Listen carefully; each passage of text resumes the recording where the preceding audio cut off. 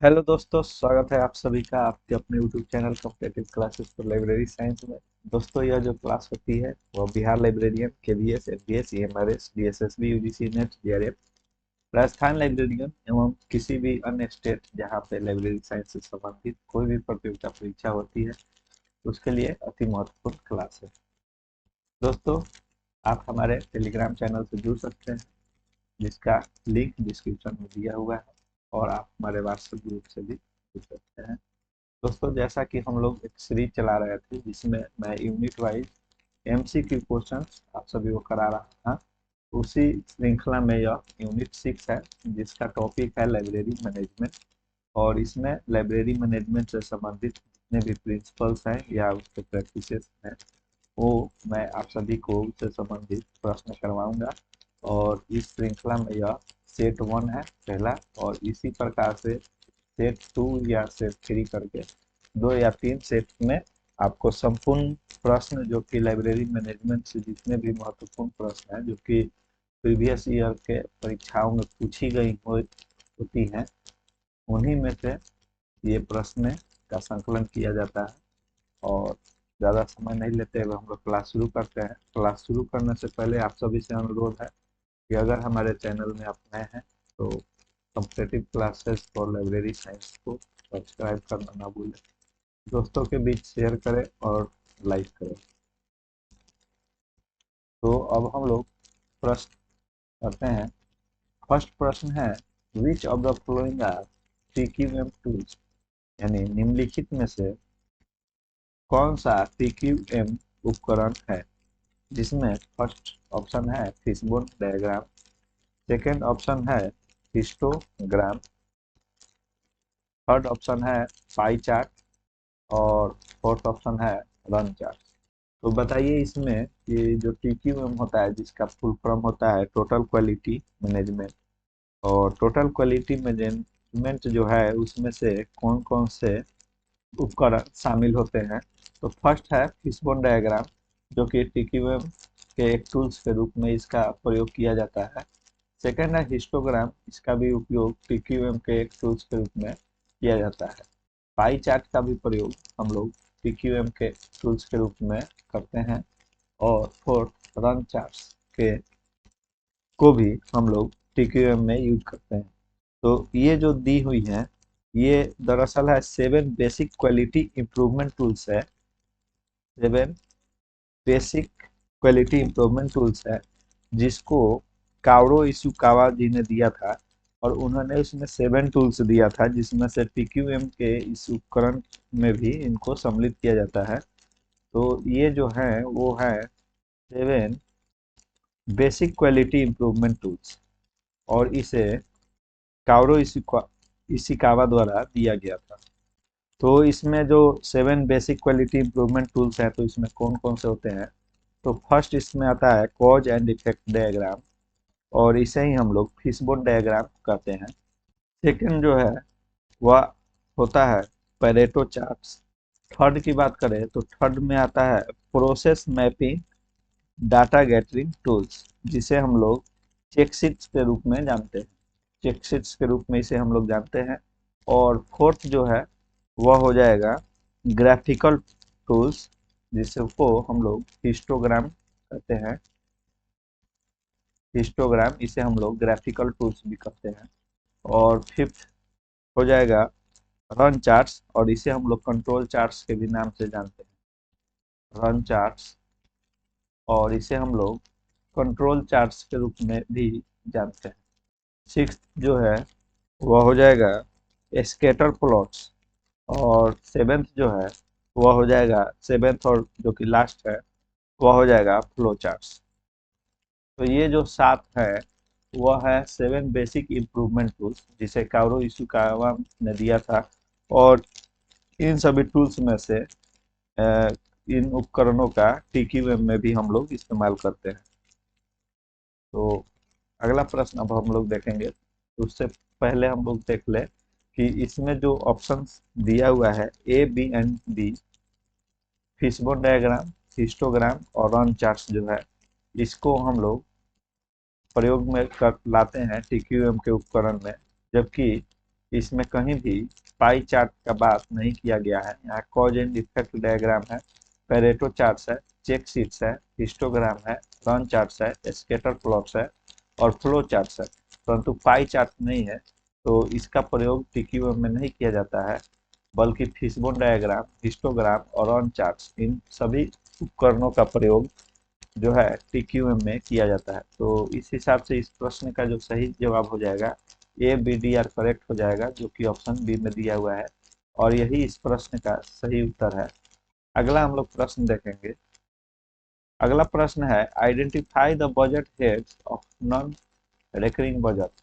गैर आवर्ती बजट के प्रमुख की पहचान करना है, यानी बताना है इस प्रश्न में आप सभी को कि इसमें से नॉन रेकरिंग बजट क्या होता है।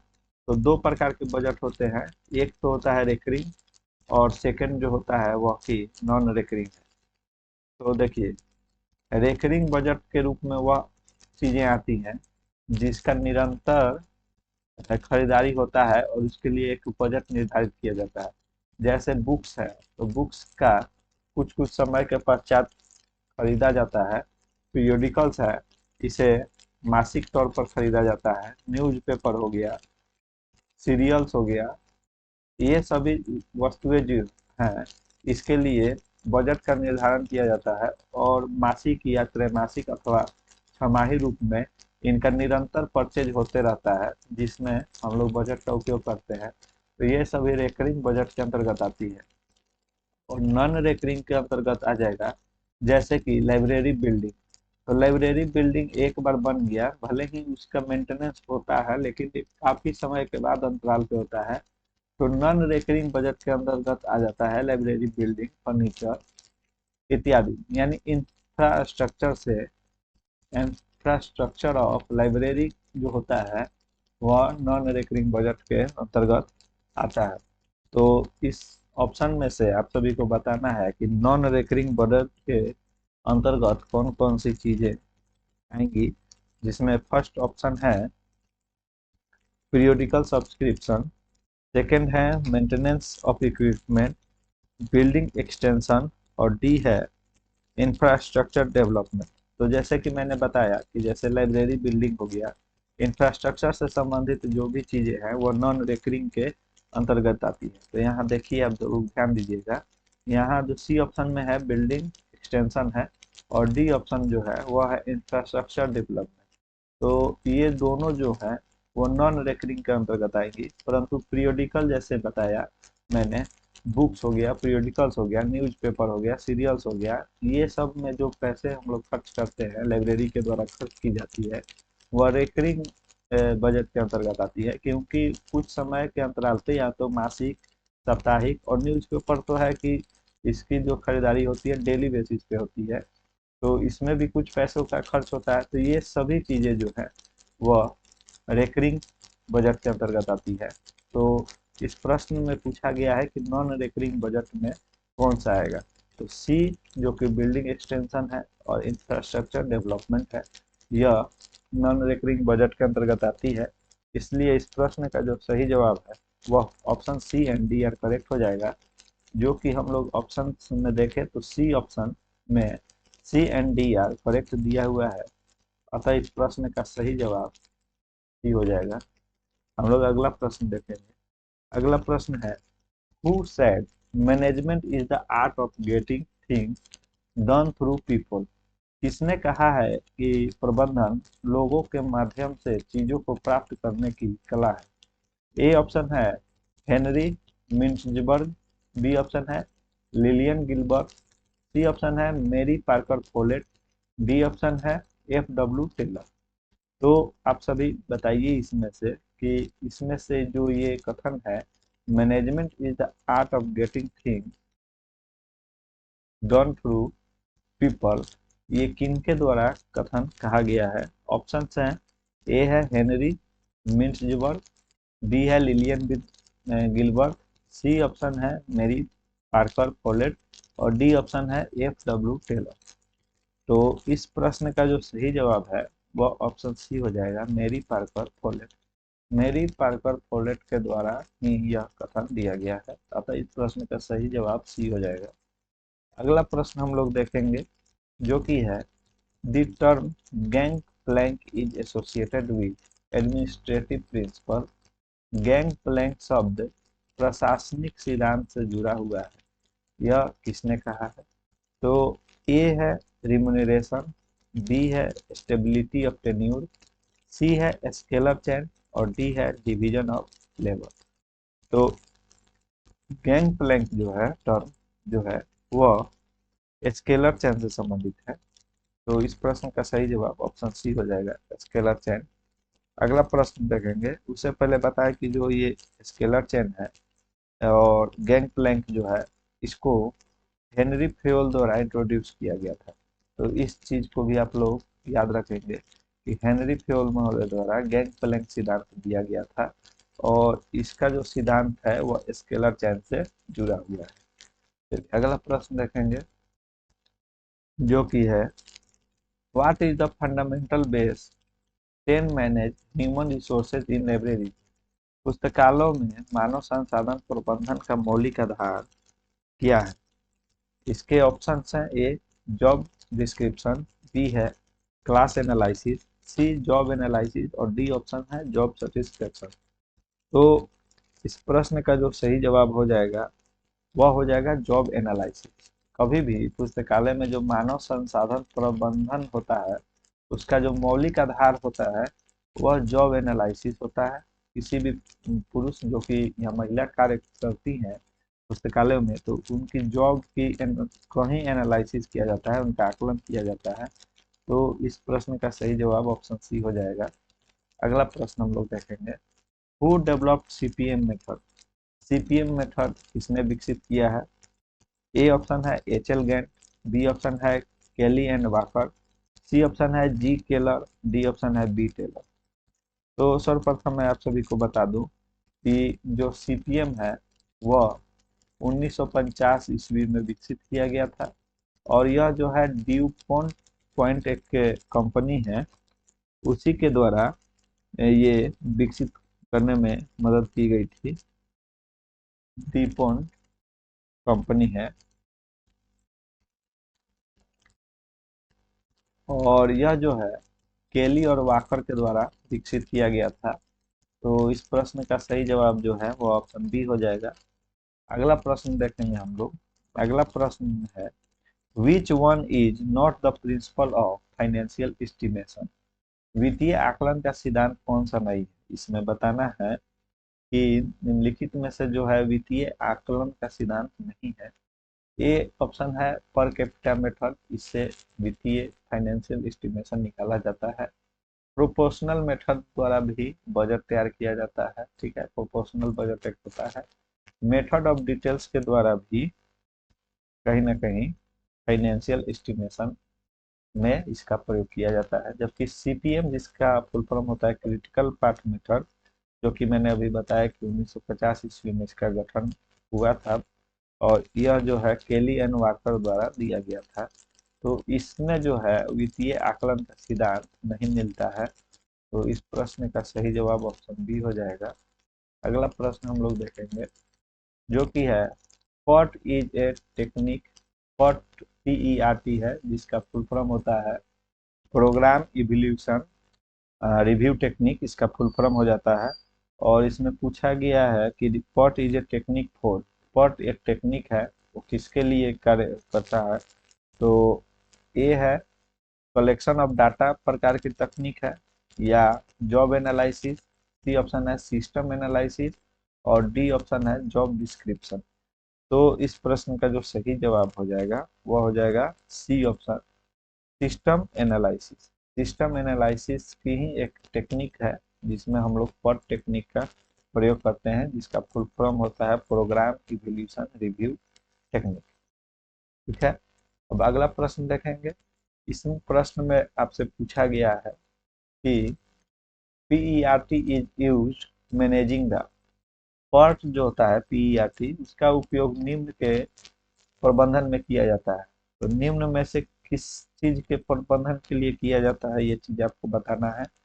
ऑप्शन ए है मनी मैनेजमेंट, बी ऑप्शन है टाइम मैनेजमेंट, सी ऑप्शन है स्पेस मैनेजमेंट और डी ऑप्शन है सेल्फ अप्राइजल मैनेजमेंट। तो इस प्रश्न का जो ऑप्शन बी आप लोग देखेंगे जिसमें टाइम मैनेजमेंट दिया हुआ है और पार्ट में लास्ट में टाइम है, तो इससे भी इस प्रश्न को याद रखेंगे कि पीईआरटी से संबंधित जो प्रश्न पूछे उसका सही जवाब टाइम मैनेजमेंट होता है। तो पार्ट का जो उपयोग होता है वह टाइम मैनेजमेंट के लिए किया जाता है। तो इस प्रश्न का सही उत्तर जो है ऑप्शन बी हो जाएगा। अगला प्रश्न हम लोग अब देखेंगे और उससे पहले आप सभी से पुनः आग्रह है कि आप चैनल को अभी तक सब्सक्राइब नहीं किया है तो सब्सक्राइब करें, दोस्तों के बीच शेयर करें और लाइक अवश्य करें। और आप सभी भी इन सभी प्रश्नों का जवाब देने की कोशिश करें जिससे आप सभी का तैयारी मजबूत हो और आपको आकलन हो कि इस जो टॉपिक है जिसका नाम है लाइब्रेरी मैनेजमेंट, इसमें आप कितने प्रश्न कर पा रहे हैं और कहाँ आप प्रश्न नहीं कर पा रहे हैं, आपकी क्या खामी है। और इसमें अगला प्रश्न है, when a librarian has to show the relational for the purpose of more e-resources, which of the following will help to support his or her stand? जब एक लाइब्रेरियन को अधिक ई संसाधनों की खरीद के लिए तर्क दिखाना होता है तो निम्नलिखित में से कौन सा उसके रुख का समर्थन करने में मदद करेगा? ए ऑप्शन है collection development policy, B option है इंडेंट फ्रॉम यूजर्स और सी ऑप्शन है बुक सिलेक्शन। तो इस प्रश्न का जवाब आप सभी भी दीजिए कि इसमें से कौन सा ऑप्शन जो है सही और तार्किक होगा। तो ए ऑप्शन है कलेक्शन डेवलपमेंट पॉलिसी और इंडेंट फ्रॉम यूजर्स, जो ए और बी ऑप्शन है वह इस प्रश्न का सही जवाब होगा जो कि ऑप्शन बी में दिया हुआ है। और इस प्रश्न का सही जवाब A and B are correct हो जाएगा। नेक्स्ट प्रश्न हम लोग देखेंगे जो कि है quality is fitness for use. गुणवत्ता उपयोग के लिए फिटनेस है, मतलब फिटनेस फॉर यूज जो क्वालिटी है वो किसके द्वारा दिया गया था? तो इसके ए ऑप्शन है पीटर ड्रकर, बी ऑप्शन है Joseph M Juran, B C option है माइकल मेकोबी और डी ऑप्शन है फिलिप क्रोसबी। तो इस प्रश्न का आप सभी जवाब दीजिए कि quality is fitness for use इसके द्वारा दिया गया है। तो इस प्रश्न का सही जवाब बी हो जाएगा, जोसेफ एम जुरान के द्वारा ये फिटनेस फॉर यूज दिया गया है। और नेक्स्ट प्रश्न अब हम लोग देखेंगे जो कि है the concept of cost of quality is developed by. गुणवत्ता की लागत COQ, गुणवत्ता की लागत COQ की अवधारणा किसके द्वारा दी गई थी? इस प्रश्न के ऑप्शन है ए गेनिची टोगुची, बी ऑप्शन है एडवर्ड्स डेमी, सी ऑप्शन है फिलिप डी क्रोसबी और डी ऑप्शन है जोसेफ एम जुरान। तो इस प्रश्न का जो सही जवाब है वह हो जाएगा ऑप्शन डी, जोसेफ एम जुरान द्वारा COQ cost of quality, cost of quality जो है वह जोसेफ एम जुरान के द्वारा दिया गया है। और यह जो अवधारणा है 1951 ईस्वी में दी गई थी, 1951 में दी गई थी। और इन्होंने जोसेफ एन जुरान ने एक पुस्तक लिखी थी quality control handbook, quality control quality control handbook एक पुस्तक लिखी थी, उसी में कॉस्ट ऑफ क्वालिटी की अवधारणा दी गई थी और यह जो है जोसेफ एम जुरान द्वारा दिया गया था जो कि 1951 ईस्वी में दिया गया था। फिटनेस फॉर यूज भी इन्हीं के द्वारा दिया गया था, जोसेफ एम जुरान द्वारा, याद रखेंगे। नेक्स्ट क्वेश्चन है quality management maturity grid QMMG was conceived by, यानी क्वालिटी मैनेजमेंट मैच्योरिटी ग्रिड किसके द्वारा दिया गया था?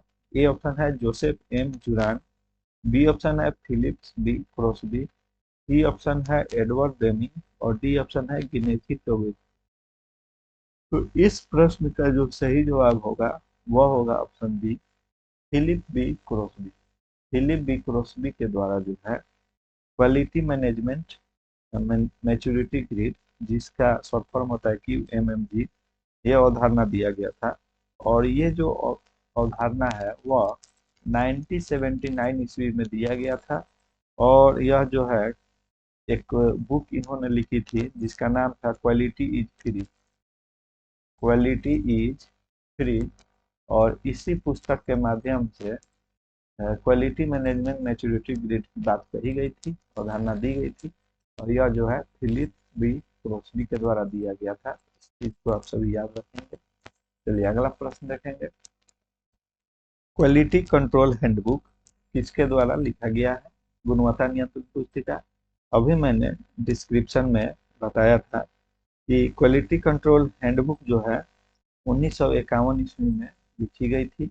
और यह जो है जोसेफ एम जुरान के द्वारा लिखा गया था। तो इस हिसाब से इस प्रश्न का सही जवाब ऑप्शन ए हो जाएगा। जोसेफ एम जुरान ने COQ quality of cost of quality की अवधारणा भी इन्होंने ही दिया था। COQ cost of quality. और फिलिप्स बी क्रोस्बी की बात करें तो अभी मैंने बताया कि फिलिप्स बी क्रोस्बी जो थे इन्होंने QMMG जिसका फुल फॉर्म होता है quality management maturity grid, quality management quality management maturity grid, इसकी अवधारणा इन्होंने दी थी। चलिए अब अगला प्रश्न हम लोग देखेंगे जो कि है the 4 absolutes of quality were developed by. गुणवत्ता के 4 निरपेक्षता किसके द्वारा विकसित किए गए थे? ए ऑप्शन है काइची ओनो, बी ऑप्शन है एडवर्ड्स डेमिंग, सी ऑप्शन है फिलिप्स बी क्रोस्बी और लास्ट फोर्थ ऑप्शन जो है वह है जोसेफ एम जुरान। तो बताना है आप सभी को कि जो 4 एब्सोल्यूट्स ऑफ क्वालिटी है वो किसके द्वारा विकसित किया गया है। तो इस प्रश्न का जो सही जवाब है वह ऑप्शन सी हो जाएगा, यानी तीसरा हो जाएगा फिलिप बी क्रोस्बी। फिलिप बी क्रोस्बी के द्वारा जो पुस्तक एक लिखी थी क्वालिटी इज फ्री, इसे याद रखेंगे आप लोग, इससे संबंधित प्रश्न पूछी जाती है परीक्षाओं में। क्वालिटी इज फ्री इन्होंने एक पुस्तक लिखी थी 1979 में, फिलिप्स बी क्रोस्बी। इसी में इन्होंने 4 एब्सोल्यूट्स ऑफ क्वालिटी नाम का इन्होंने अपने सिद्धांत दिए थे, जो कि इस प्रकार से हैं। अगर पूछा जाए कि ये चारों एब्सोल्यूट्स ऑफ क्वालिटी कौन कौन से हैं, तो फर्स्ट जो है वो है quality is defined as conformance to requirements, ठीक है। सेकंड जो है वह हो जाएगा the system for causing quality is prevention not appraisal. और थर्ड जो है वह है the performance standard must be zero defects. और जो लास्ट और फोर्थ है वह है measurement of quality is price of non conformance, price of non conformance. तो ये 4 सिद्धांत इन्होंने दिया था। तो इनको याद रखेंगे, मैंने बोल दिया है, यहाँ पे लिखा नहीं है। और इन चीज़ों को क्योंकि आप लोग भी नोट करते जाइए किसी कॉपी में। और अगर फिर से आपको सुनना हो तो थोड़ा सा पीछे जाकर वीडियो में फिर से सुनकर उसको एक जगह नोट्स कर लेंगे। चलिए अगला प्रश्न देखेंगे। नेक्स्ट क्वेश्चन है पोकायोका, पोकायोक एक quality assurance technique was developed by, यानी पोकायोक एक गुणवत्ता आश्वासन तकनीक किसके द्वारा विकसित की गई थी? जिसके ऑप्शन है A Joseph M Juran, Philip B Crosby, C है टाइची ओनो और डी है शिंजियो शिंजनो। तो इस प्रश्न का जो सही जवाब है वो ऑप्शन डी हो जाएगा, शिंजनो शिंजियो शिंजनो ने पोकायोका जो एक क्वालिटी एश्योरेंस टेक्निक है इसको डेवलप किया था। चलिए अगला प्रश्न हम लोग देखेंगे। अच्छा पोकायोक जो है तो इसका अगर आप लोग मतलब समझे तो जो POKA होता है पोका और YOK योग होता है। पोका का जो मतलब है वो कहा गया है कि मिस्टेक, और जो योग होता है उसका मतलब कहा गया है प्रिवेंट। तो पोका योका जो है इसका द ये जो जापानीज वर्ड है एक प्रकार का, और इसे हम लोग समझते हैं कि मिस्टेक प्रूफिंग और मिस्टेक प्रिवेंशन, जैसे कि एक है फोका से मिस्टेक और योग से प्रिवेंट, तो इसे हम लोग मिस्टेक प्रिवेंशन ही जाना जाता है। ठीक है, आशा करता हूँ कि आप सभी चीज़ों को समझ रहे होंगे और इन टर्म को याद रखेंगे। मैंने इससे पहले जोसेफ एम डुरान की पुस्तक का नाम और Philip V Crosby quality is free, इन्होंने पुस्तक जो लिखी थी इसके बारे में अध्ययन किया, जो कि 1979 में लिखी थी। इसमें इन्होंने फोर क्वालिटी की बात कही थी, वो भी हमने पिछले प्रश्न में देखा, जिसमें कि quality is defined as conformance for requirements, the system for causing quality is prevention not appraisal. तीसरा दी परफॉर्मेंस, जिसमें हम लोग जीरो डिफेक्ट्स की बात कर रहे थे।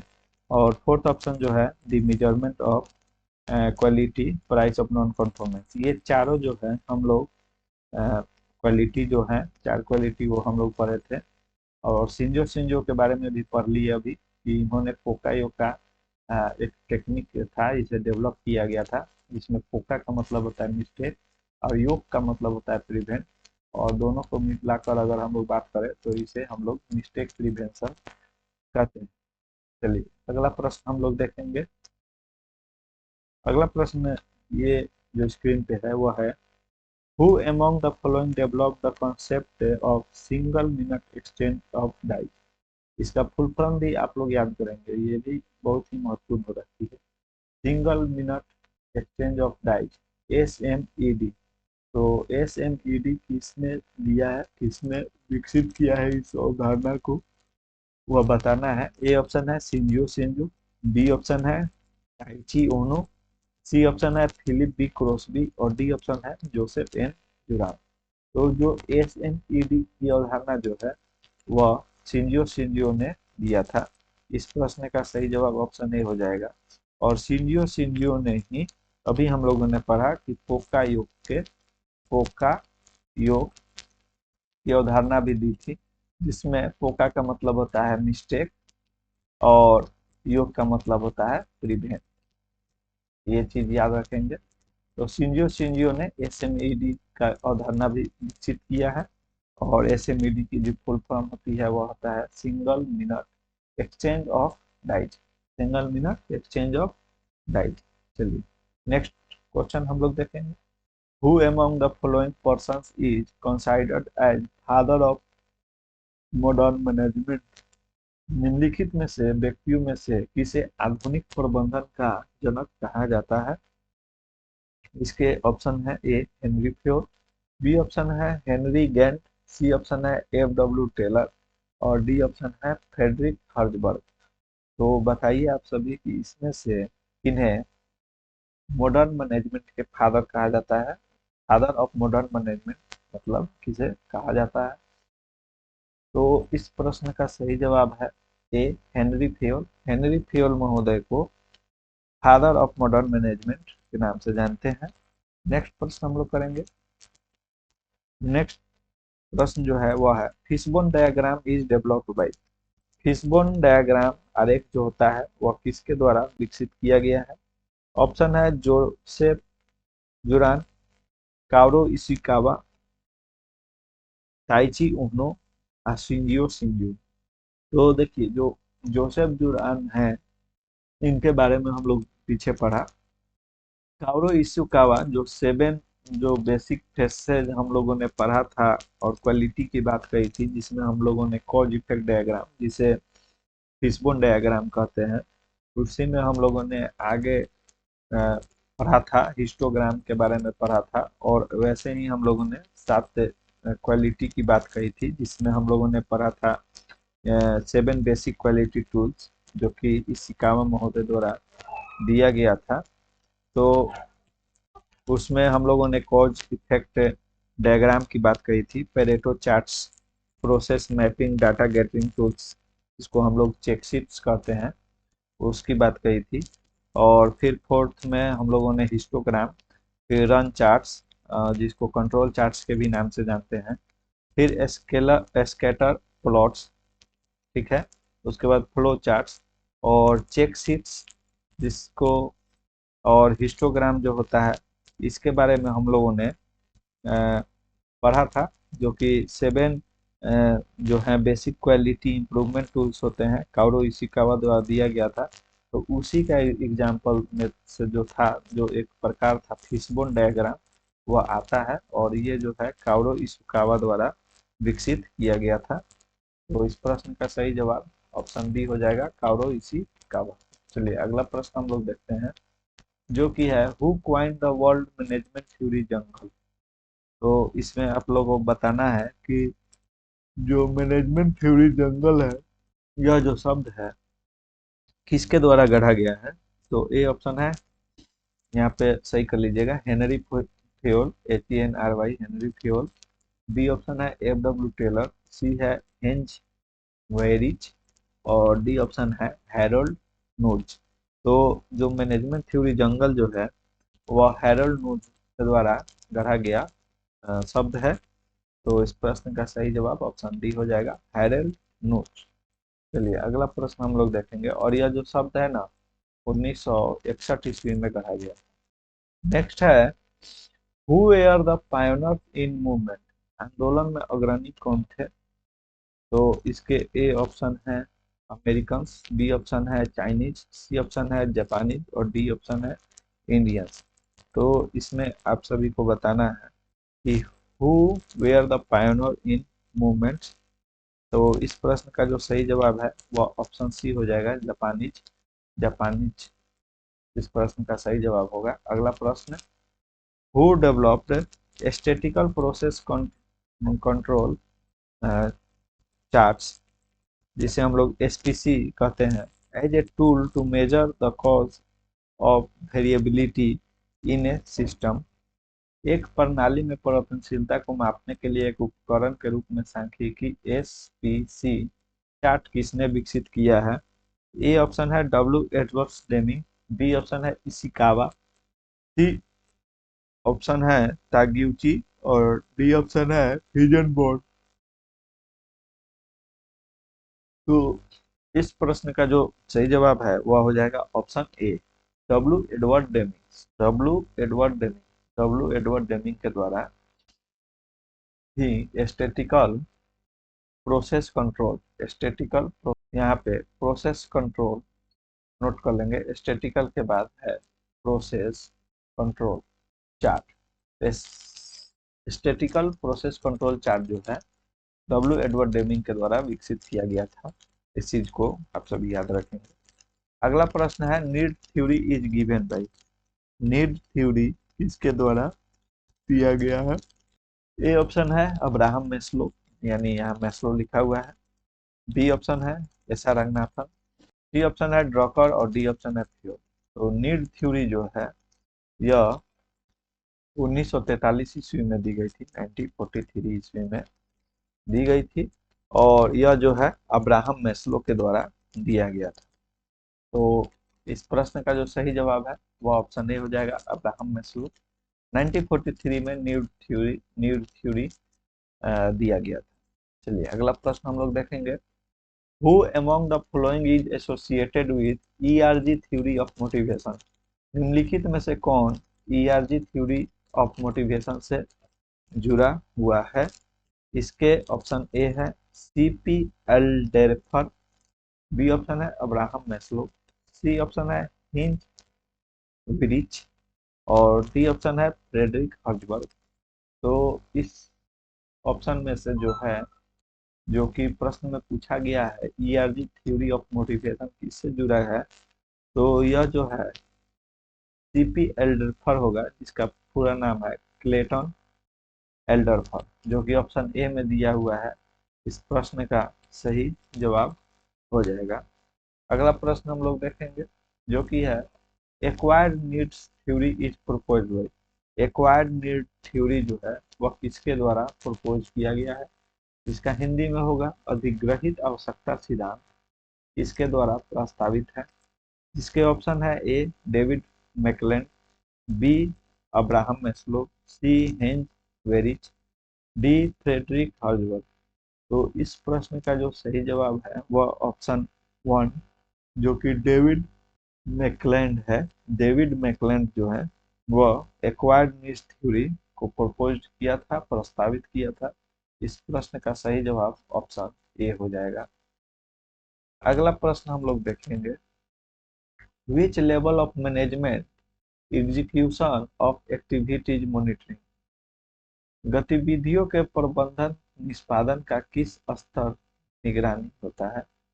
विच level of management execution of activities monitoring, option में दिया हुआ है A top level, B middle level, C operational level और डी लोअर लेवल। तो इस प्रश्न का जो सही जवाब है वह हो जाएगा B middle level. Middle level में गतिविधियों के प्रबंधन निष्पादन का सिद्धांत दिया हुआ है। नेक्स्ट क्वेश्चन हम लोग देखेंगे। हाँ, तो ये क्वेश्चन है, what is the size of the book card in brownie charging system.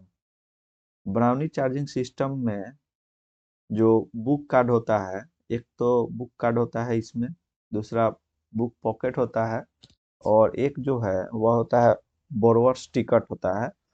तो इसमें आपको बताना है, प्रश्न में पूछा गया है कि जो बुक कार्ड होता है उसका आकार क्या होता है। तो ये ऑप्शन है 10.25 centimetre into 5 centimetre.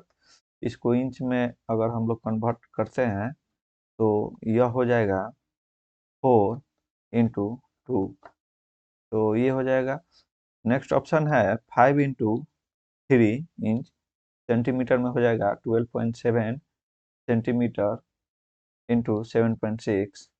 Next C option है 4 इंटू 3, 4 इंच इंटू 3 इंच, जो कि हो जाएगा सेंटीमीटर में 10.25 इंटू 5.7 सेंटीमीटर।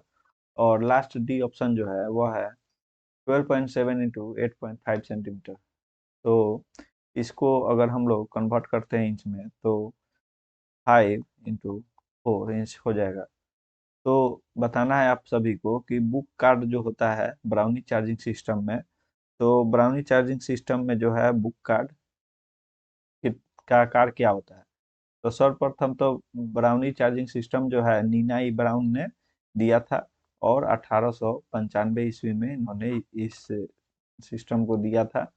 और जो बुक कार्ड का आकार होता है वह होता है 4 इंटू 2, यानी 10.25 सेंटीमीटर इंटू 5 सेंटीमीटर। तो इस प्रश्न का सही जवाब हो जाएगा ए 4 इंच इंटू 2 इंच।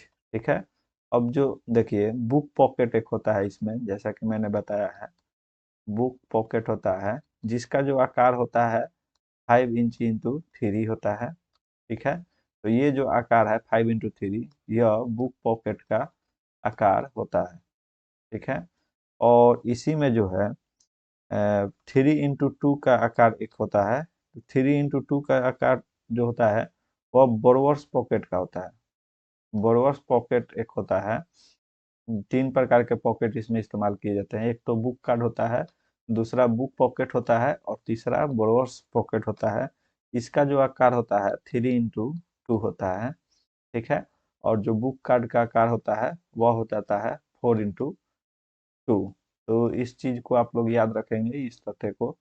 तो अभी इस प्रश्न में बुक कार्ड के बारे में पूछा गया है, हो सकता है कि अगला प्रश्न में बुक पॉकेट का आकार पूछ लिया जाए, या बोरवर्स पॉकेट का आकार क्या होता है ब्राउनी चार्जिंग सिस्टम में, ऐसा आपसे प्रश्न पूछा जा सकता है। तो इस चीज को आप सभी याद रखेंगे। अगला प्रश्न हम लोग देखते हैं। अगला प्रश्न है, select the disadvantage of brownie charging system from the flowing. इसमें बताना है आप सभी को कि ब्राउनी चार्जिंग सिस्टम जो होता है उसका डिसएडवांटेज क्या है। तो ए ऑप्शन दिया है, not possible to ascertain the number of books issued to a person। Second option है, reserves and recalls cannot be carried out promptly। C option है, statistics of issue cannot be prepared easily and takes time। और D option है, all of the above। तो इस प्रश्न का जो सही उत्तर हो जाएगा वो आप ऑप्शन ए देखेंगे, जिसमें लिखा हुआ है not possible to ascertain the number of books issued to a person. तो यह जो है डिसएडवांटेज आता है, क्योंकि जब हम पुस्तक को ब्राउनी चार्जिंग सिस्टम के द्वारा उसको चार्ज करते हैं, तो उसमें जो बुक पे जो इशू हुआ रहता है उसको असरटेन करना पॉसिबल नहीं होता है। तो ये उसका एक डिसएडवांटेज है। तो इस प्रश्न का सही उत्तर ऑप्शन ए हो जाएगा। अगला प्रश्न हम लोग देखेंगे नेटवर्क चार्जिंग सिस्टम के बारे में है। इसमें पूछा जा रहा है कि the network charging system the year, यानी कि नेटवर्क चार्जिंग सिस्टम कब दिया गया था। तो इसमें जो है नेटवर्क चार्जिंग सिस्टम 1900 ईस्वी में दिया गया था। ब्राउनी चार्जिंग सिस्टम 1895 ईस्वी में दिया गया था नीना ई ब्राउन द्वारा। और नेवार्क चार्जिंग सिस्टम जो है नेवार्क के द्वारा दिया गया था 1900 ईस्वी में। इस चीज को आप सभी याद रखेंगे। अगला प्रश्न हम लोग देखेंगे जो कि है a strategy that ties together all the objectives, policies, procedure, rules and budget into a single plan strategy। तो बताना है इस प्रश्न में कि एक रणनीति जो सभी उद्देश्यों, नीतियों, प्रक्रियाओं, नियमों और बजट को एक ही योजना रणनीति में एक साथ जोड़ती है, उसको हम लोग क्या कहते हैं। इसका ऑप्शन है A long term, B grand, C competitive और डी विजनरी। तो इस प्रश्न का सही जवाब हो जाएगा ग्रैंड। जब भी एक हम लोग सुनने में आता है ग्रैंड टोटल कितना हुआ, यानी कि कुल क्या कितनी हुई, तो इसमें जो है कि एक रणनीति वैसी रणनीति जो कि सभी उद्देश्यों की पूर्ति करती है, सभी नीतियों, प्रक्रियाओं, नियम और बजट को एक ही योजना में जोड़ा जाता है एक ही रणनीति के तहत, तो उसे हम लोग ग्रैंड कहते हैं। इस प्रश्न का सही जवाब ऑप्शन बी हो जाएगा। अगला प्रश्न देखेंगे। इस प्रश्न में पूछा गया है आपसे कि which of the following is classically known as Morocco binding. इस प्रश्न में पूछा गया है कि निम्नलिखित में से किसे मोरक्को बंधन के रूप में जाना जाता है।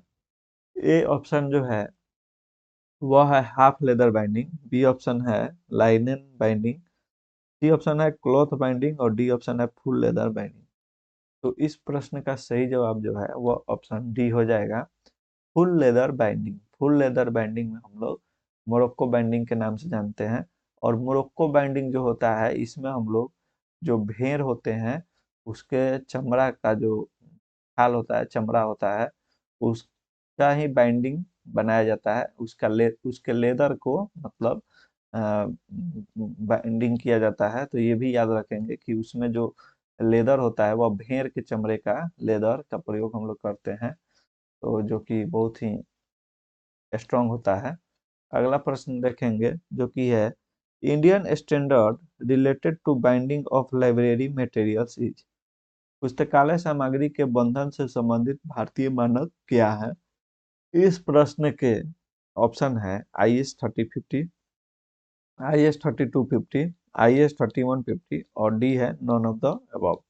तो देखिए ये जो आईएसओ से संबंधित प्रश्न हैं वो मेरे प्लेलिस्ट में आप चेक कीजिएगा। आईएसओ से संबंधित जितने भी महत्वपूर्ण आईएसओ हैं, जैसे कि पब्लिक लाइब्रेरी के लिए किस आईएसओ का प्रयोग किया जाता है, या अथवा मेंटेनेंस लाइब्रेरी मेंटेनेंस के लिए किस आईएसओ का प्रयोग किया जाता है, इस प्रकार से जितने प्रमुख आईएसओ हैं और उसकी मैंने एक क्लास में आप सभी को समझाया है। ज़्यादा देर की नहीं है, 10 मिनट की क्लास होगी, एक बार उसको बस आप लोग देखेंगे। और इस प्रश्न में पूछा गया है कि पुस्तकालय सामग्री के बंधन से यानी बाइंडिंग से संबंधित किस मानक का प्रयोग किया जाता है। तो इसके ऑप्शन है IS 3050, IS 3250, IS 3150 और D none of the above. तो इस प्रश्न का जो सही जवाब है वह हो जाएगा IS 3050। IS 3050 जो है यानी कि इंडियन स्टैंडर्ड जो होता है इसका bureau of Indian standard bureau of Indian standard, इसके द्वारा जो 3050 जो रूल है स्टैंडर्ड है वह बाइंडिंग लाइब्रेरी मटेरियल्स के बाइंडिंग से संबंधित है। चलिए अगला प्रश्न हम लोग देखेंगे जो कि है library cess is. Library cess यानी कि पुस्तकालय उपकर क्या होता है, आपको इस प्रश्न में बताना है। पहला ऑप्शन है tax levied by the central government. Second option है tax levied by the state government, और थर्ड ऑप्शन है surcharge on the existing tax, और अंतिम फोर्थ जो है वह है ऑप्शन ही चार्ज्ड बाय द लाइब्रेरी। तो आप सभी को बताना है कि इस प्रश्न का सही जवाब क्या होगा। तो जो लाइब्रेरी सोर्स होता है वह एक प्रकार का सरचार्ज होता है ऑन एग्जिस्टिंग टैक्स, मतलब जो टैक्स लगा हुआ रहता है उसी पे जो सरचार्ज लगता है उसे हम लोग पुस्तकालय उपकर कहते हैं। नेक्स्ट प्रश्न अब हम लोग देखेंगे, जो कि है which budgeting technique has the element of inflexibility in it. किस बजट तकनीक में अनम्यता का तत्व होता है। इस प्रश्न का ऑप्शन है A performance budget, B program budget, C line item budget, और डी है पीपीबीएस जिसको हम लोग कहते हैं प्लानिंग प्रोग्रामिंग बजटिंग सिस्टम। तो जो बजट ये तकनीक है जिसमें हम लोग इनफ्लेक्सिबिलिटी होती है वह होता है लाइन आइटम बजट, जो कि आप देख सकते हैं ऑप्शन सी में दिया हुआ है। और इस प्रश्न का जो सही जवाब है वह ऑप्शन सी हो जाएगा, लाइन आइटम बजट। अगला प्रश्न हम लोग देखेंगे, जो कि है who propounded motivational theory of management, theory X and theory Y. तो इसमें प्रश्न में पूछा गया है कि theory X and theory Y जो है प्रबंधन के प्रेरक सिद्धांत को किसने प्रतिपादित किया है।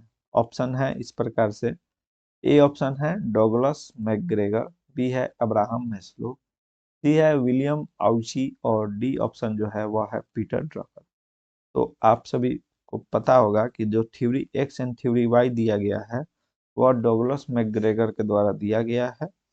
तो इस प्रश्न का जो सही जवाब है वह ए ऑप्शन हो जाएगा। इस प्रश्न का सही जवाब ए डॉगलस मैकग्रेगर हो जाएगा, और यह जो है 1960 ईस्वी में इसके सिद्धांत को दिया गया था। अगला प्रश्न है जो कि इस प्रकार से है, who has retain the book the practice of management. तो आप सभी को बताना है कि दी प्रैक्टिस ऑफ मैनेजमेंट एक पुस्तक है, उसको किसके द्वारा लिखा गया है। तो सर्वप्रथम आप सभी को मैं बताऊं कि ये जो पुस्तक है दी प्रैक्टिस ऑफ मैनेजमेंट वह जो है 1954 ईस्वी, जिसे 1954 कहते हैं, इसमें इस पुस्तक को लिखा गया था। और पूछा गया है इस प्रश्न में कि ये किसके द्वारा लिखा गया है। ऑप्शन ए है ड्रोरी, बी ऑप्शन है डेवी मेलविल डेवी जो है, और सी ऑप्शन है मैक कल्विन, डी ऑप्शन है पीटर ड्रकर। तो इस प्रश्न का जो सही जवाब है वह है पीटर ड्रकर। और देखिए मैनेजमेंट बाय ऑब्जेक्टिव्स आप लोगों ने पढ़ा होगा, जिसे हम लोग एमबीओ कहते हैं, मैनेजमेंट बाय ऑब्जेक्टिव्स, जो कि 1954 ईस्वी में आई थी, और इसे भी देने वाले पीटर एफ ड्रकर ही हैं। तो ये जो है इसी पुस्तक में एमबीओ की चर्चा की थी। दी प्रैक्टिस ऑफ मैनेजमेंट बुक था, जो कि 1954 में पीटर ड्रकर द्वारा लॉन्च किया गया था, लीक प्रकाशित किया गया था। और एमबीओ की जो बात होती है मैनेजमेंट बाय ऑब्जेक्टिव्स, इसी पुस्तक में इसकी चर्चा की गई थी। चलिए अगला प्रश्न हम लोग देखेंगे, जो कि है in libraries the financial allocation made towards purchase of furniture and equipments came under the budget head. पुस्तकालय फर्नीचर और उपकरणों की खरीद के लिए किया गया वित्तीय आवंटन जो है वह किस आवंटन के अंतर्गत आता है। ऑप्शन ए है रेकरिंग बजट, सेकेंड ऑप्शन है non recurring budget, C option है इंडोमेंट बजट, और डी ऑप्शन है एनुअल बजट। तो मैंने इस क्लास के शुरू में ही मैंने आप सभी को बताया था कि रेकरिंग बजट क्या होता है और नॉन रेकरिंग बजट क्या होता है। रेकरिंग बजट के तहत मैंने बताया था कि उसमें जो पुस्तकें होती है, पीरियोडिकल्स होती है, न्यूज़पेपर होती है, सीरियल्स होती है, या वैसे वस्तु जो कि डेली या मंथली या साप्ताहिक अथवा वार्षिक तौर पे प्रकाशित होता है और वह यूजर्स के लिए उपयोगी होता है, जिसकी खरीदारी बारंबार होती है, हर एक समय के अंतराल में उसकी खरीदारी होती है, तो वह रेकरिंग बजट के अंतर्गत आती है। और नॉन रेकरिंग बजट के अंतर्गत जैसे कि मैंने आप सभी को बताया था कि लाइब्रेरी बिल्डिंग हो गया, मेंटेनेंस ऑफ लाइब्रेरी बिल्डिंग हो गया, पुस्तकालय में जो फर्नीचर और उपकरण होते हैं वो जो खरीद देते हैं, तो वो सब जो है नॉन रेकरिंग में आती है। नॉन रेकरिंग बजट वैसे बजट को हम लोग कहते हैं जिसको बार बार खरीदने की आवश्यकता नहीं होती है। जैसे लाइब्रेरी बिल्डिंग बन गया, तो कुछ समय कुछ सालों के बाद ही उसमें मतलब मेंटेनेंस का कार्य होता है, जबकि उसको बार बार उसमें बजट उसके लिए बनाने की आवश्यकता नहीं होती है, तो वह नॉन रेकरिंग बजट में आता है। तो इस प्रश्न का सही जवाब जो है यही है, option B, non recurring budget. चलिए अगला प्रश्न हम लोग देखेंगे, जो कि है ए 4 P's इन मार्केटिंग इंक्लूडेड। अब 4 P क्या होता है विपणन में? विपणन, हम लोग मार्केटिंग को विपणन कहते हैं हिंदी में। तो विपणन में जो 4 P's दिया गया है, यानी 4 P जो होते हैं वह कौन कौन से होते हैं? तो 4 P जो होते हैं वह होता है, पहला प्रोडक्ट होता है, इस चीज को याद रखेंगे। दूसरा जो होता है वह प्राइस होता है। तीसरा जो होता है वह प्रमोशन होता है, प्रोडक्ट, प्राइस, प्रमोशन। और फोर्थ जो होता है वह होता है प्लेस। तो ये 4 चीजें होती हैं 4 P's में। तो फर्स्ट ऑप्शन में तो दिया हुआ है प्लानिंग, जो कि नहीं है। सेकंड ऑप्शन में दिया है प्रोडक्ट, प्राइस, प्रमोशन, प्लेस, जो कि मैंने जो बताया वह सही क्रम में है। तो इस प्रश्न का सही जवाब ऑप्शन बी हो जाएगा। बाकी सारे ऑप्शन देख लेंगे आप सभी। अगला प्रश्न हम लोग अब करेंगे, जो कि है theory X and Y related to. मतलब थ्योरी एक्स एंड वाई जो है वह किससे संबंधित है, यह बताना है। ए है ऑप्शन प्लानिंग, बी मोटिवेशन, सी इनोवेशन और डी है बजटिंग।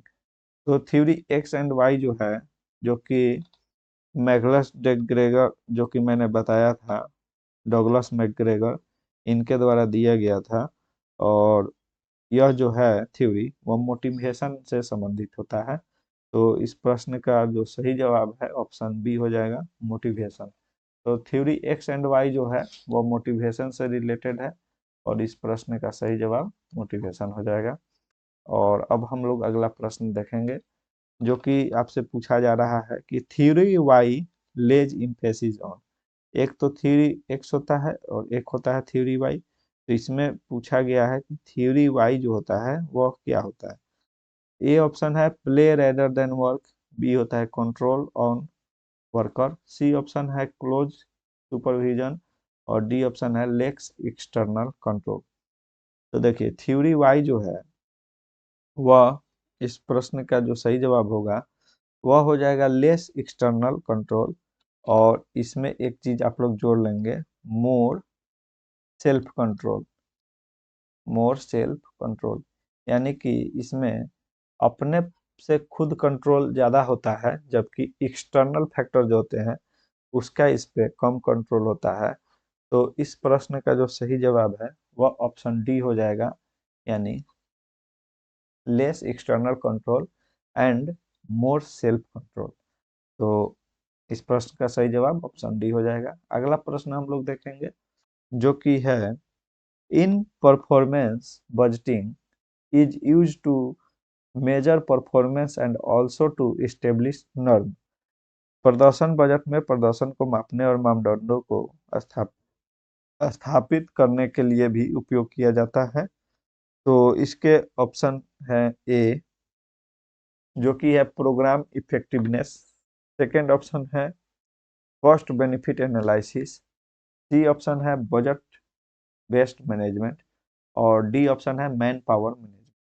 तो इसमें बताना है कि जो परफॉर्मेंस बजट होता है उसमें किस नॉर्म्स को इस्टेब्लिश करता है। तो इस प्रश्न का जो सही जवाब है वह ऑप्शन है बी, कॉस्ट बेनिफिट एनालिसिस। तो इसमें जो है कॉस्ट बेनिफिट एनालिसिस जो है उस प्रदर्शन में मतलब प्रयोग किया जाता है, परफॉर्मेंस बजटिंग में इसका उपयोग किया जाता है। ठीक है। अब अगला प्रश्न हम लोग देखेंगे, जो कि है the budget that is not based on any previous year budget is known as. इसमें कहा जा रहा है कि वह बजट जो किसी भी पिछले वर्ष के बजट पर आधारित नहीं है उसे किस रूप में जाना जाता है। तो ऑप्शन है ए, पीबीबीएस, जिसको हम लोग कहते हैं planning programming budgeting system. B option है परफॉर्मेंस बजट, सी है प्रोग्राम बजट और डी है जीरो बेस्ड बजट। तो जीरो बेस्ड बजट जो है पीटर फायर द्वारा दिया गया है, इस चीज को याद रखेंगे आप लोग। और जीरो बेस्ड बजट में ही बोला गया है कि पिछले क्या बजट थे उसको ना ध्यान देकर एक नए बजट का निर्माण किया जाता है किसी चीज के विकास किसी संस्था द्वारा। तो जीरो बेस्ड बजट होगा जो कि पिछले वर्ष के बजट पर आधारित नहीं होता है। इस प्रश्न का सही जवाब ऑप्शन डी होगा। अगला प्रश्न है T Q M was propounded by, यानी टी क्यू एम किसके द्वारा प्रतिपादित किया गया था। इस आपसे प्रश्न पूछा गया है। टी क्यू एम मतलब होता है टोटल क्वालिटी मैनेजमेंट। ठीक है, टोटल क्वालिटी मैनेजमेंट में जो 7 वो फेसेस होते हैं वो मैंने आप सभी को बताया है। और इस प्रश्न का जो ऑप्शन है हेनरी फ्योल, लूथर गुलिक, वाल्टर एस स्वीटहर्ट और डी ऑप्शन है एल्टन मेयो। तो टीक्यूएम जो है वह वाल्टर ए स्वीटहर्ट द्वारा प्रोपाउंड किया गया था। और इस प्रश्न का जो सही जवाब है वह ऑप्शन सी हो जाएगा।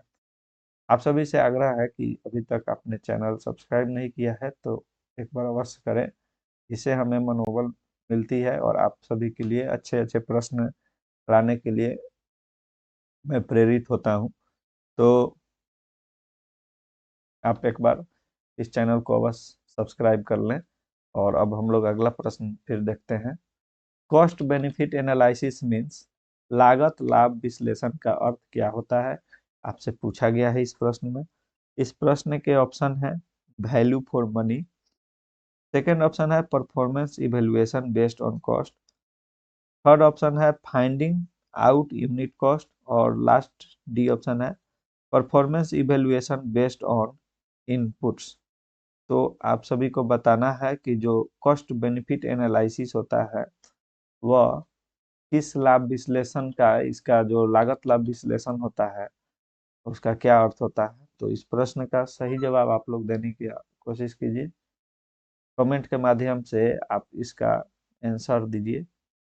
और इस प्रश्न का जो सही जवाब है वह ऑप्शन बी है performance evaluation based on cost. इसी को हम लोग कॉस्ट बेनिफिट एनालिसिस के नाम से जानते हैं।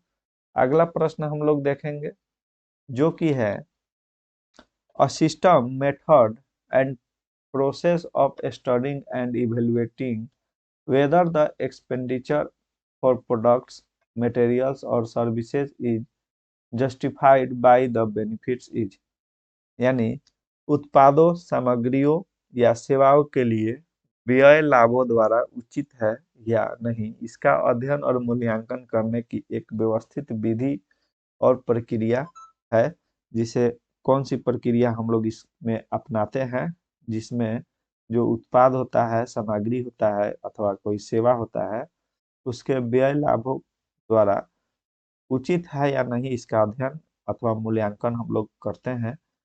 तो इस प्रश्न का ऑप्शन है A break even analysis, second option है cost effective analysis, C option है सिस्टम एनालिसिस और डी ऑप्शन है एडमिनिस्ट्रेटिव एनालिसिस। तो आप सभी भी इस प्रश्न का जवाब देने का कोशिश कीजिए और कमेंट के माध्यम से अवश्य इस प्रश्न का सही उत्तर क्या होगा दीजिए। तो मैं बताता हूँ इस प्रश्न का सही जवाब जो है ऑप्शन बी है cost effective analysis. Cost effective analysis को इस प्रश्न का सही जवाब हो जाएगा।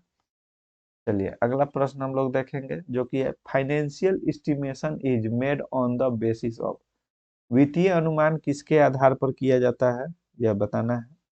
ए ऑप्शन है लेजर मेथड, बी है मार्जिनल कॉस्ट मेथड, सी है पर कैपिटा मेथड और डी है कॉस्ट बेस्ड मेथड। तो फाइनेंशियल एस्टिमेशन जो होता है जिसे हम लोग वित्तीय अनुमान कहते हैं वह किसके आधार पर किया जाता है यह बताइए आप सभी। तो इस प्रश्न का सही जवाब जो है वह है option C per capita method. Per capita method जो होता है उसे फाइनेंशियल एस्टिमेशन इस पे आधारित होता है, क्या आधार होता है। दोस्तों आप सभी को लगता होगा कि मैं जो क्वेश्चन करा रहा हूँ उसमें से कुछ क्वेश्चन थोड़ा टफ है जिसमें आपने किसी किसी क्वेश्चन के बारे में सुना भी नहीं हो। तो दोस्तों वे सारे भी क्वेश्चंस आपको पढ़ने आवश्यक हैं क्योंकि जो आने वाली कॉम्पिटिटिव एग्जाम्स हैं उसमें लगातार जो प्रश्न पूछे जा रहे हैं उसमें परिवर्तन हो रहे हैं और आपके बीच में कंपटीशन बढ़ते जा रहा है, जिससे कि इस प्रकार के अच्छे प्रश्न भी परीक्षाओं में पूछी जा रही है। और ये जितने भी प्रश्न हैं वे किसी न किसी परीक्षाओं में पूछी गई हैं, वही सारे प्रश्न हैं। तो ऐसा ना सोचें कि टफ है तो ये प्रश्न आपसे नहीं पूछी जाएंगी। इस टफ प्रश्न के साथ साथ कुछ इजी प्रश्न भी मैं आप सभी को करा रहा हूँ, और इजी प्रश्नों के साथ कुछ टफ क्वेश्चन भी आपको करना आवश्यक है। चलिए अगला प्रश्न हम लोग देखेंगे। Quality circles is a new channel of communication in organization is a technique used in। गुणवत्ता मंडल संगठन में संचार का एक नया चैनल है जिसका उपयोग किसमें किया जाता है। इसमें बताना है कि जो क्वालिटी सर्किल होता है, तो अगर क्वालिटी सर्किल की हम लोग बात करें तो यह मैनेजमेंट से संबंधित है। जैसा कि हम लोग पढ़ ही रहे हैं लाइब्रेरी मैनेजमेंट, और जितने भी प्रश्न है वह लाइब्रेरी मैनेजमेंट से ही संबंधित है। तो क्वालिटी सर्किल जो है यह जो सर्वप्रथम दिए थे तो वो है कावरू कावरू इशिकावा। तो इनका नाम आप सभी याद रखेंगे। और यह जो है क्वालिटी सर्किल 1960 ईस्वी में इसे दिया गया था। और पूछा गया प्रश्न में यह टेक्निक किसमें यूज किया जाता है, जिसके ऑप्शंस हैं A management of control, B participative management, C personal estimation और डी पर्सनल इवेल्युएशन। तो यह जो क्वालिटी सर्किल होता है वह पार्टिसिपेटिव मैनेजमेंट में इसका प्रयोग किया जाता है। और मैंने बताया कि क्वालिटी सर्किल जो है 1960 ईस्वी में कावरो इशिकावा द्वारा दिया गया था। तो इस चीज को आप सभी याद रखेंगे। अगला प्रश्न हम लोग देखेंगे जो कि TQM टोटल क्वालिटी मैनेजमेंट से है। और total quality management is related to कुल गुणवत्ता प्रबंधन, जिसे हम लोग TQM कहते हैं, वह किससे संबंधित है आपको बताना है।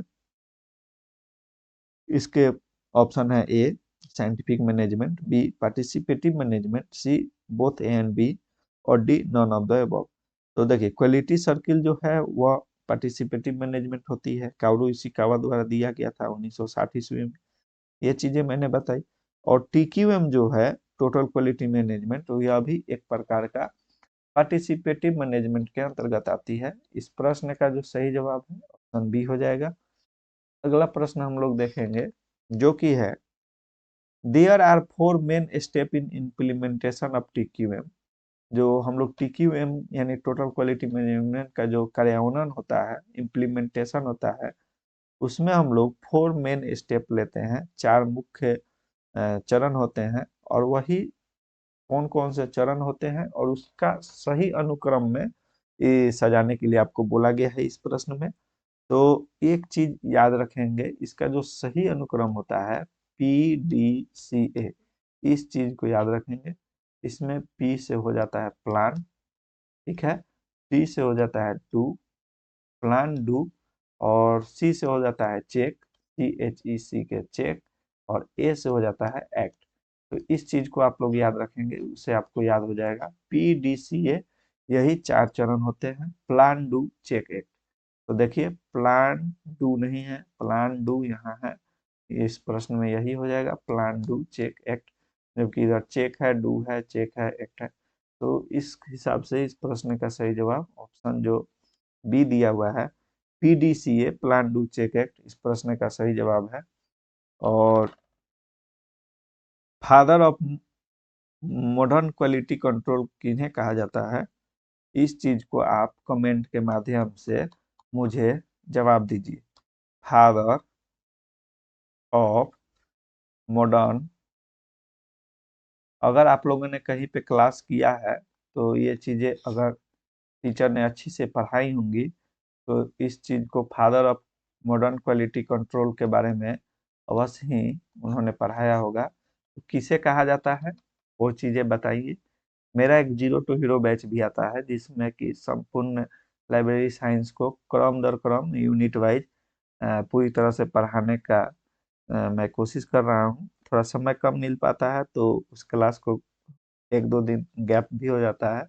लेकिन मैं धीरे ही धीरे, लेकिन पूरा जो उसका सिलेबस है 9 यूनिट है वो पूरा कराऊंगा। नेक्स्ट प्रश्न अब हम लोग देखेंगे जो कि है which among the following terms Edward Deming was associated. निम्नलिखित में से कौन सा शब्द एडवर्ड डेमिंग से जुड़ा हुआ था। ए ऑप्शन है क्वालिटी ट्रायोलॉजी, बी ऑप्शन है quality is free, C option है सिस्टम ऑफ प्रोफाउंड नॉलेज, और डी ऑप्शन है 7 डेडली डिजीज ऑफ मैनेजमेंट। तो इस प्रश्न का सही जवाब क्या होगा वो बताइए आप सभी। तो इस प्रश्न का जो सही जवाब है वह हो जाएगा सी एंड डी आर करेक्ट। ठीक है, जो एडवर्ड डेमिंग द्वारा दिया गया था। तो इस प्रश्न का ऑप्शन जो सी है सिस्टम ऑफ प्रोफाउंड नॉलेज और 7 डेडली डिजीज ऑफ मैनेजमेंट, इस प्रश्न का सही जवाब हो जाएगा। ये जो है एडवर्ड डेमिंग महोदय से जुड़ा हुआ है। एडवर्ड डेमिंग द्वारा जो इनके द्वारा 14 पॉइंट्स भी दिए हुए थे क्वालिटी इंप्रूवमेंट के, और 7 डेडली डिजीज ऑफ मैनेजमेंट और सिस्टम ऑफ प्रोफाउंड नॉलेज जो है वह एडवर्ड डेमिंग के द्वारा दिया गया था।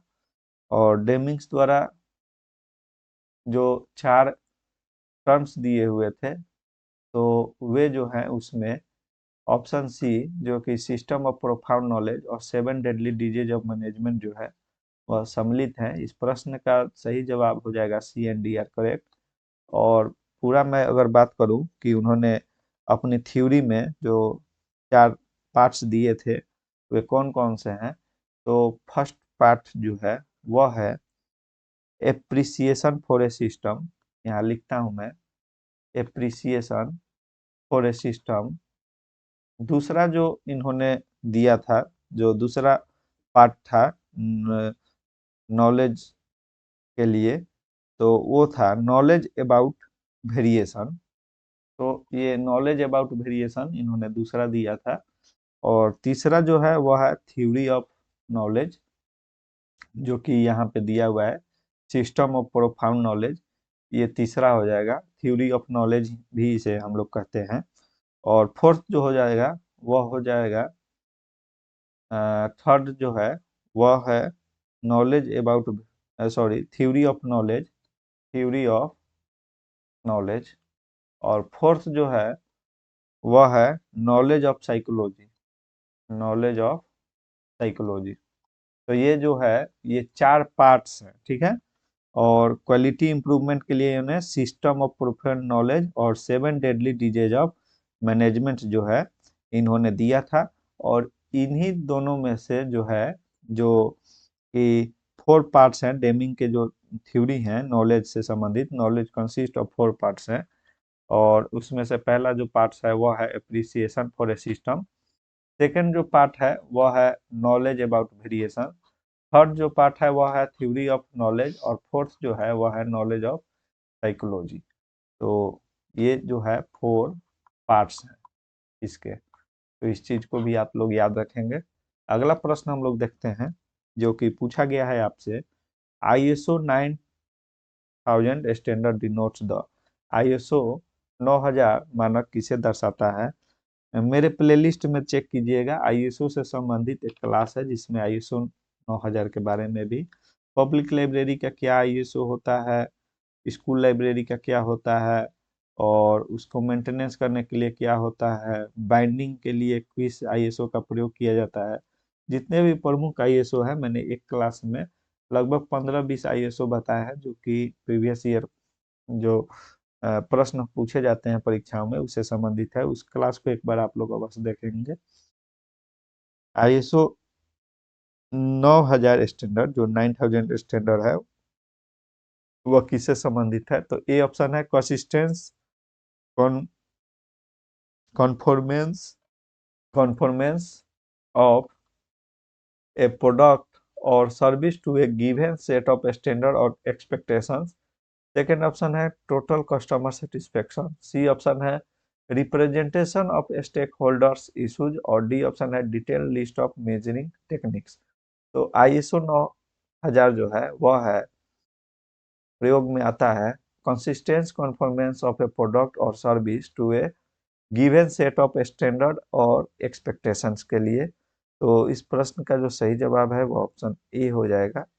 ठीक है, इस चीज को याद रखेंगे। अगला प्रश्न हम लोग देखेंगे जो कि आपसे पूछा गया है, who is considered as the father of the social system school of thought.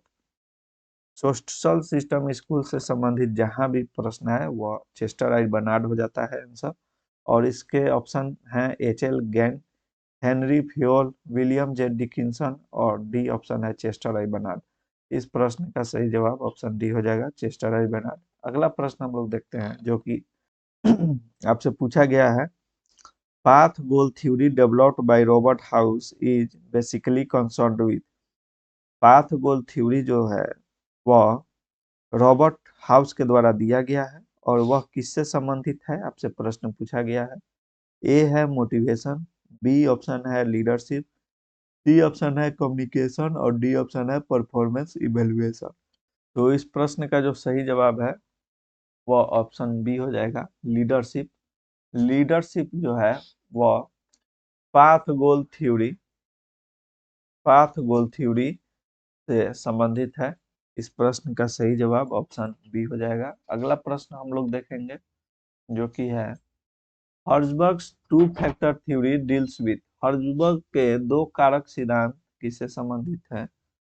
A option है स्टाफ रिक्रूटमेंट, बी ऑप्शन है लीडरशिप, सी ऑप्शन है डिसीजन मेकिंग और डी ऑप्शन है मोटिवेशन। तो आप सभी को बताना है कि जो हर्ट्जबर्ग टू फैक्टर थ्योरी है वह किससे संबंधित है। ए ऑप्शन है स्टाफ रिक्रूटमेंट, बी लीडरशिप, सी डिसीजन मेकिंग और डी ऑप्शन है मोटिवेशन। तो जो हर्ट्जबर्ग टू फैक्टर थ्योरी जो है वह जो है मोटिवेशन से संबंधित है। इस प्रश्न का सही जवाब ऑप्शन डी हो जाएगा।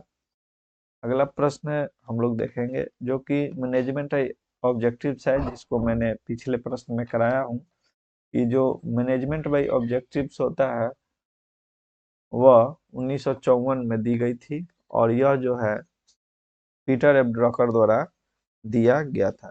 तो इस प्रश्न का सही जवाब हो जाएगा पीटर एफ ड्रकर। ठीक है, और मैनेजमेंट बाय ऑब्जेक्टिव्स जो हैं एमबीओ, उसके 5 बेसिक स्टेप्स होते हैं। कितने बेसिक स्टेप्स होते हैं एमबीओ के? 5 बेसिक जो हैं स्टेप्स होते हैं। और वे कौन कौन से हैं? तो वे हैं, फर्स्ट की बात करें तो पहला हो जाएगा set worker objectives, sorry, first हो जाता है रिव्यू। सेकंड जो है इसका जो एमबीओ का जो मेन बेसिक स्टेप्स है उसमें सेकंड जो है वो हो जाता है ऑर्गेनाइजेशनल गोल। ऑर्गेनाइजेशनल गोल। थर्ड जो होता है वह हो जाता है set worker objectives. Set worker objectives. और फोर्थ की बात करें तो फोर्थ हो जाता है मॉनिटर प्रोग्रेस। और फिफ्थ जो है वह होता है इवेल्युएशन एंड गिव रिवार्ड। ठीक है, इवेल्युएशन एंड गिव रिवार्ड। तो ये जो है 5 स्टेप्स हैं वो एमबीओ के होते हैं। मैनेजमेंट बाय ऑब्जेक्टिव जो है 1954 ईस्वी में दी गई थी और यह पीटर एफ ड्रकर महोदय द्वारा दिया गया था। इसके जो 5 बेसिक स्टेप्स अगर आपसे परीक्षा में पूछी जाए एमबीओ के 5 बेसिक स्टेप्स, तो वे हैं, फर्स्ट जो है वह है रिव्यू, सेकेंड है ऑर्गेनाइजेशनल गोल, थर्ड है सेट वर्कर ऑब्जेक्टिव्स, फोर्थ है मॉनिटर प्रोग्रेस और फिफ्थ जो है वो है इवेल्युएशन एंड गिव रिवार्ड। तो इस चीज को भी आप लोग नोट्स बनाते चलेंगे और इसको भी याद रखेंगे। या तो इसके क्रम पूछे जाएंगे या पूछ जाएगी कि निम्नलिखित में से कौन से एमबीओ मैनेजमेंट बाय ऑब्जेक्टिव्स के बेसिक स्टेप्स के अंतर्गत नहीं आती हैं। इसमें सारे ऑप्शन दिए रहेंगे, एक को हटाकर उसमें फीडबैक ऐड कर दिया जाएगा। तो उस प्रश्न का सही जवाब फीडबैक हो जाएगा कि फीडबैक जो है 5 बेसिक स्टेप्स में नहीं जोड़ा जाता है। ठीक है, इस प्रकार से मतलब मैंने एग्जांपल दिया है कि प्रश्न पूछे जा सकते हैं। अगला प्रश्न हम लोग देखेंगे जो कि है, निम्नलिखित में से कौन एमबीओ प्रणाली के गुण है। यह भी एक एमबीओ से संबंधित प्रश्न है। तो प्रश्न है, which of the following are merit of MBO system. तो इस प्रश्न के ऑप्शन है A result oriented process, B focus on goals, C product center और डी ऑप्शन है स्टाफ सेंटर। तो इस प्रश्न का आप लोग सही जवाब दीजिए, कौन से होंगे एमबीओ में। मतलब अभी मैंने बताया था, उसके 5 स्टेप्स भी मैंने बताए हैं। तो इसमें बताना है कि इसमें जो मेरिट होता है एमबीओ सिस्टम का कौन कौन से हो सकते हैं। तो देखिए, रिजल्ट ओरिएंटेड प्रोसेस होता है और फोकस ऑन गोल भी होता है। प्रोडक्ट सेंटर एमबीओ में नहीं होता है और स्टाफ सेंटर तो बिल्कुल भी नहीं होता है। तो इस प्रश्न का जो सही जवाब है वह option A and B are correct हो जाएगा, जो कि हम ऑप्शन डी में देख सकते हैं। ऑप्शन डी में है A and B are correct. इस प्रश्न का सही जवाब ऑप्शन डी। अगला प्रश्न हम लोग देखेंगे, जो कि है network analysis technique comprises. Network विश्लेषण तकनीक में शामिल है। तो हम लोग को बताना है कि नेटवर्क एनालिसिस टेक्निक में किस चीज को उपयोग में लाया जाता है। ए ऑप्शन है पॉट सीपीएम, सेकंड ऑप्शन है शॉर्ट एनालिसिस, थर्ड ऑप्शन है सी पेस्ट एनालिसिस और डी ऑप्शन है परफॉर्मेंस अप्राइजल। तो आप सभी भी इस प्रश्न का जवाब देने का प्रयास कीजिए कि कौन सा इस प्रश्न का सही जवाब होगा। तो इस प्रश्न का जो सही जवाब है वह ऑप्शन ए हो जाएगा, पॉट पीईआरटी सीपीएम। सीपीएम का फुल फॉर्म होता है क्रिटिकल पाथ मेथड। ठीक है, क्रिटिकल पाथ मेथड। और पट की बात करें पीईआरटी की, तो प्रोग्राम इवैल्यूएशन रिव्यू टेक्निक इसका फुल फॉर्म होता है, नोट करेंगे। अगला प्रश्न है which of the following are uses of work analysis. निम्नलिखित में से कौन से कार्य विश्लेषण के उपयोग हैं। ए ऑप्शन है simplifying the procedure, B option है line of authority, C option है इम्प्रूवमेंट इन वेरियस प्रोसेस और डी है यूनिटी ऑफ कमांड।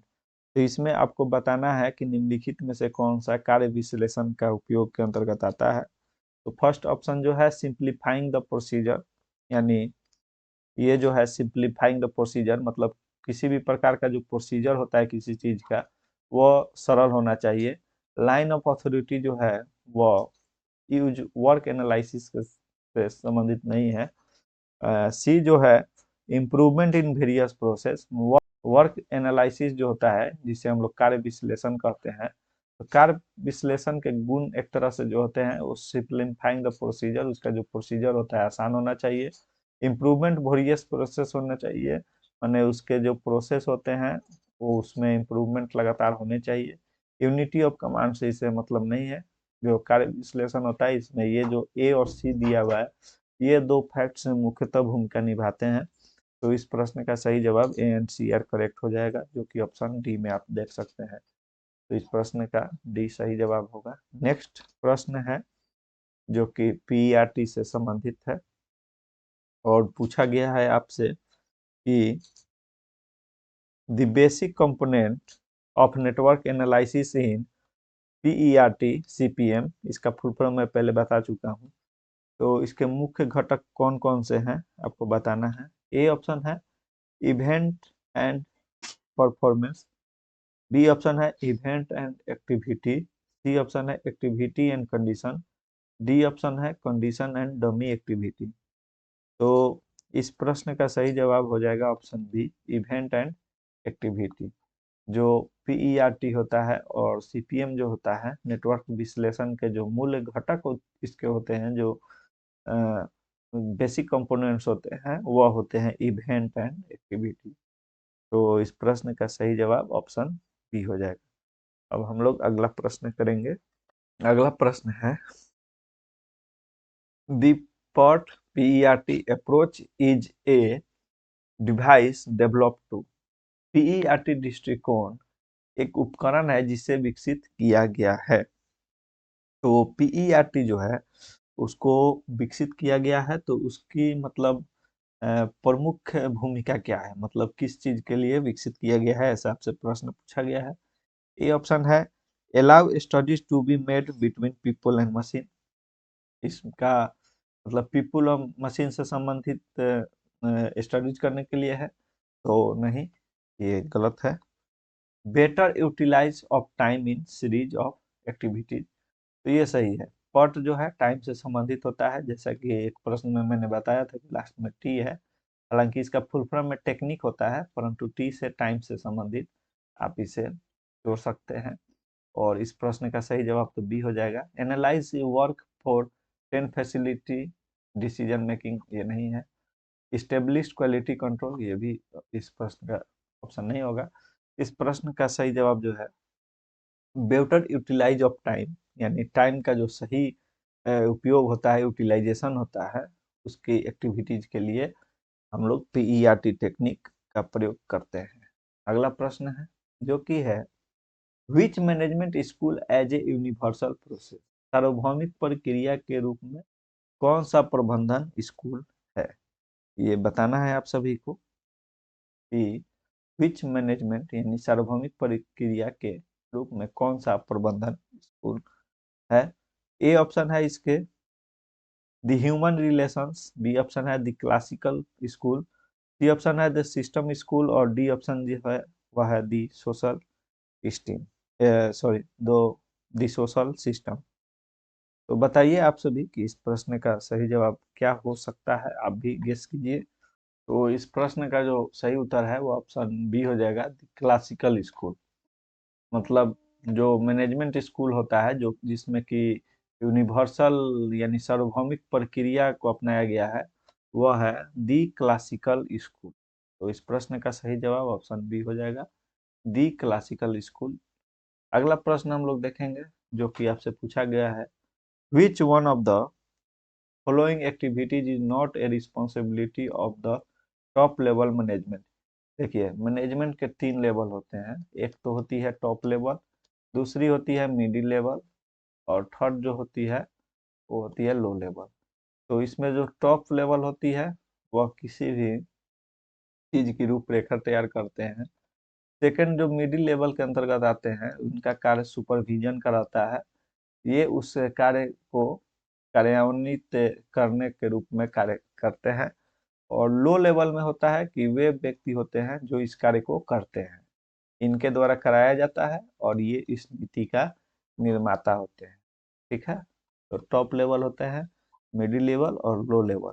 तो इस प्रश्न में पूछा गया है कि निम्नलिखित में से कौन सा टॉप लेवल मैनेजमेंट के अंतर्गत नहीं आता है। तो इस प्रश्न का ऑप्शन है पॉलिसी मेकिंग, बी मॉनिटरिंग, सी क्वालिटी कंट्रोल इवैल्यूएशन, और डी जो लास्ट ऑप्शन है वह है रिसोर्स मोबिलाइजेशन। तो बताइए इसमें कि कौन से टॉप लेवल मैनेजमेंट के अंतर्गत नहीं आएंगी। तो इस प्रश्न का जो सही जवाब है मॉनिटरिंग। जैसा कि मैंने बताया कि टॉप लेवल मैनेजमेंट की जो जिम्मेवारी होती है वो पॉलिसी मेकिंग की होती है, क्वालिटी कंट्रोल एंड इवोल्यूशन का होता है, और रिसोर्स मोबिलाइजेशन का होता है। जबकि मिडिल लेवल का जो होता है उसको कार्यान्वयन कराना होता है, उस कार्य को सुपरविजन करना होता है, यानी मॉनिटर करना होता है। और उस कार्य को करता कौन है, तो करता लो लेवल है। ठीक है, और नेक्स्ट प्रश्न हम लोग देखेंगे जो कि आपसे पूछा गया है कि according to Maslow which one of the following needs is the highest in the hierarchy. आपसे पूछा गया है कि अब्राहम मैस्लो के द्वारा जो है वह निम्नलिखित में से किसकी आवश्यकता पदानुक्रम में सबसे अधिक है। तो इस प्रश्न के ऑप्शन है ए सिक्योरिटी, बी सोशल, सी सेल्फ एक्चुअलाइजेशन, और डी स्टीम। इसमें बताना है आप सभी को कि अब्राहम मैस्लो के अनुसार कौन सी हाईएस्ट हायरार्ची के रूप में है। तो इस प्रश्न का जवाब आप लोग कमेंट में दीजिए, क्योंकि मैंने इसके सही क्रम आपको बताया भी था कि सेल्फ एक्चुअलाइजेशन होता है, सेफ्टी होता है, सोशल होता है, स्टीम नीड होता है, मतलब उसको मैंने एक क्रम में सजाया था। तो बताइए इसमें से कौन सा सबसे अधिक उपयोग होता है। तो मैं बताता हूँ, इस प्रश्न का सही जवाब ऑप्शन सी होता है। जो सेल्फ एक्चुअलाइजेशन होता है वह जो होता है जो हाईएस्ट इन हायरार्ची होता है। ठीक है, इस प्रश्न का ऑप्शन सी आंसर हो जाएगा। अगला प्रश्न हम लोग देखेंगे जो कि आपसे पूछा गया है। The wheat loan educational exchange programme was initiated in. The wheat loan educational exchange programme जो है वह कब इनिशिएट हुआ था, यह आपसे प्रश्न पूछा गया है। इसके ऑप्शन है 1951, बी ऑप्शन है 1972, सी ऑप्शन है 1982 और डी ऑप्शन है 1999। तो ये जो कार्यक्रम है यह 1951 में शुरू किया गया था। ये 1995 अब काट लेंगे, ये गलत है। यह जो कार्यक्रम है 1951 में शुरू किया गया था। इस प्रश्न का सही जवाब ऑप्शन ए हो जाएगा। अगला प्रश्न हम लोग देखते हैं जिसमें व्हीट लोन से ही पूछा गया था। तो wheat loan program was related to, जो व्हीट लोन प्रोग्राम है वह किससे रिलेटेड है आपको बताना है। तो फर्स्ट है ग्रेट ब्रिटेन से रिलेटेड है अथवा यूनाइटेड स्टेट, स्पेन या नॉन ऑफ द अबव। तो व्हीट लोन प्रोग्राम गेहूं ऋण कार्यक्रम जो है वह यूनाइटेड स्टेट से संबंधित है। इस प्रश्न का जो सही जवाब है ऑप्शन बी हो जाएगा। तो इस क्लास में हम लोग यहीं समाप्त करेंगे दोस्तों। और मैंने लगभग 100 से अधिक प्रश्न करवाए हैं इस क्लास में, और एक क्लास और इसका आएगा जिसमें मैं लगभग 100 या 150 प्रश्न और करवाऊंगा जो कि लाइब्रेरी मैनेजमेंट से संबंधित होगी। और आप सभी से आग्रह है कि मेरे इस चैनल को अभी तक आप लोगों ने सब्सक्राइब नहीं किया है तो एक बार अवश्य सब्सक्राइब करें, दोस्तों के बीच में शेयर करें और लाइक करना ना भूलें। ठीक है, कमेंट के माध्यम से आप मुझसे सुझाव भी दे सकते हैं, अथवा किसी प्रकार के प्रश्न पूछना हो तो आप कमेंट के माध्यम से पूछ सकते हैं, या आप टेलीग्राम चैनल से भी हमारे जुड़ सकते हैं जिसका डिस्क्रिप्शन में लिंक दिया हुआ है, और हमारे व्हाट्सएप ग्रुप से भी जुड़ सकते हैं। तो आज का क्लास हम लोग यहीं समाप्त करते हैं। थैंक यू दोस्तों, thank you so much for watching competitive classes for library science. Thank you.